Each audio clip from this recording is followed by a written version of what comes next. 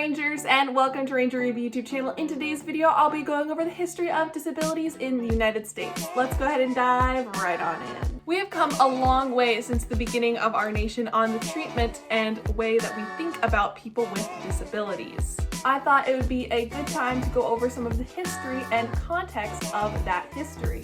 In colonial America, people with disabilities was often a town's responsibility. Towns provided poor farms and almshouses as places to support those in need.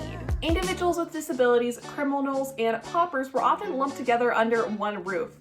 The superintendents of the Johnson County Poor Farm and Asylum, which opened in 1855, argued that it offered good living and work conditions. However, these facilities were often overcrowded and dirty, and they were also unregulated. Men and women lived under the same roof with very little oversight, and living at a poor farm was typically involuntary. Due to financial restraints or others' inabilities to provide for relatives properly, families often struggled and privately cared for their relatives deemed insane or with physical disabilities. When families could not cope with this care, these members of the family would become wards of the state. By the 1800s, inmate numbers swelled. Doctors blamed overcrowding on the rapid development of cities, machinery, and industry. Groups of people were divided and placed in institutions that were thought to be specific to their needs. However, these individuals with disabilities, whether physical or cognitive, were commonly sent as lunatic or to insane asylums. Beginning in the late 1700s, European hospitals introduced what they called moral treatment. Doctors, particularly in France and England, discouraged physical restraints such as shackles and straitjackets. They focused instead on emotional well-being, believing that this approach could cure patients more effectively. The intention to treat patients humanly was inspired by Dr. Thomas Story Kirkbride. Kirkbride directed the Institute of Pennsylvania Hospital in Philadelphia starting in the 1840s. Using moral treatment ideas, Kirkbride created what he thought was the idea of an architectural model for a humane hospital. The Kirkbride building model featured several different wings for patients, doctors, nurses within the hospital, and gardens and farmlands surrounded the building. Several hospitals later adopted this model in the 1800s.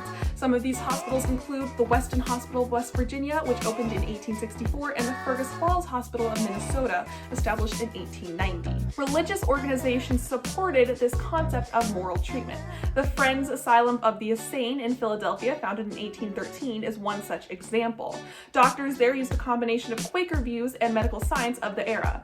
This was the first private, non-profit, exclusively mental hospital in the United States. However, many hospitals stopped practicing this version of moral treatment in the 1900s for a number of reasons. State legislators decided that the cost of these hospital programs was more than they were willing to spend, and hospitals also shut down their farms and workshops. Hospital superintendents instead focused on new research and new medical treatments. Electroshock therapy and hydrotherapy were among those two new methods. And eventually, doctors were influenced by the ideas of eugenics, which were popular in the late 1800s and early 1900s. Eugenics is the misguided belief that controlling the genetics could improve the human race. Some doctors would practice forced sterilization on people that they deemed unfit, removing their ability to have children. Other physicians performed lobotomies to cut connections between parts of the brain, believing that lobotomy can significantly reduce the mania or high disturbing behavior. Thousands of lobotomies were also performed in the 1940s and 50s, though this practice faded popularity by the early mid-century. Doctors and healthcare advocates increasingly questioned the effectiveness of this surgery, instead opting for medication and other methods of care for these treated patients.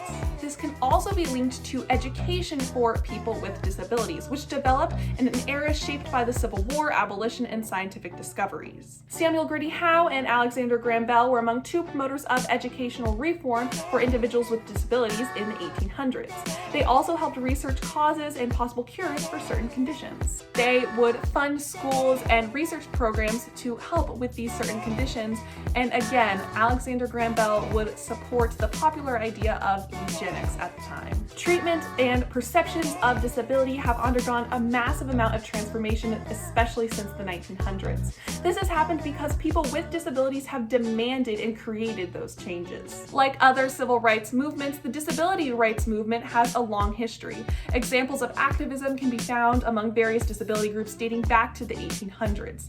Many events, laws, and people have shaped this development. To date, the 1990 American Disabilities Act, ADA, and the subsequent ADA Amendments Act in 2008 are the movement's greatest legal achievements. The ADA is a major civil rights law that prohibits the discrimination of people with disabilities in many aspects of public life. The disability rights movement continues to work hard for those equal rights. Well, everybody, that's the end of today's video. I hope you enjoyed it. If you did, please be sure to give this video a huge thumbs up and comment down below with your thoughts. I'd love to hear from you. Also, be sure to click that red subscribe button and little bell next to it to always know when I post new videos. Thank you so much for watching again, and I shall see you next video. Bye!